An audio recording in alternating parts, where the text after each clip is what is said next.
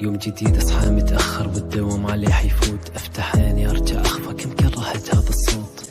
قهوة سريعة دقايق على القطار، وصلت للمحطة والسما بدت امطار. انفتحت الابواب والمقاعد بتمتلي، اتجهت للشباك بديت ارسم بقلمي. متجاهل اللي حولي وابقى ارسم بدفتري، والشخص اللي جنبي يتكلم وصوته عالي. لحظة، هاي الضحكة انا اعرفها، هذا الصوت انا اعرفه، هذا العطر مو غريب.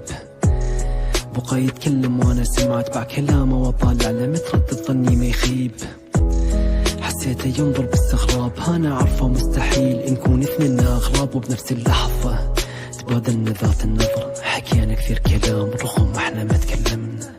تجمعنا ذكريات رغم البعاد والهجر، يا حلوها الذكرى وكيف جمعنا القدر. صعبة انا انساه وصعب هو انساني، ما دمت انا هواه وما دام هو يهواني. طلع هو صعب انساه صعب انساني، فرقتنا الايام والحين بشوفه قدامي. غمرنا السكوت ضانا بحر من نظرات، يلي دفنته بسنين عاش بلحظات.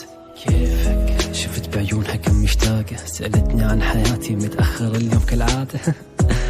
حافظة طباعي وشخصيتي، مزاجي المتغير، أخطائي وحتى توقيتي. سألتها عن حياتها صارت تتكلم وسارح، يا ليت لو بقينا وانا الجرح اقدر مسامح. نتكلم عن ايامنا صرنا نضحك ونتذكر، اول موعد والاماكن وقت الزعل بنتكبر. فجأة رجع السكوت والندم سكن ملامح، نكابر على بعضنا والشوق اللي بيننا فاضح. جمعت اغراضي كنا ضايع ومتلبك، ايدي ترجف وبدفتر يحاول يمسك القطر. بدا يتوقف والرحلة بدت تنتهي، سقطت اوراقي مرسومة بكل دفتري. مسكت اوراقي طلعت فيني صارت تضحك، عشت بوراقك وانت اللي بقلبي عيشتك.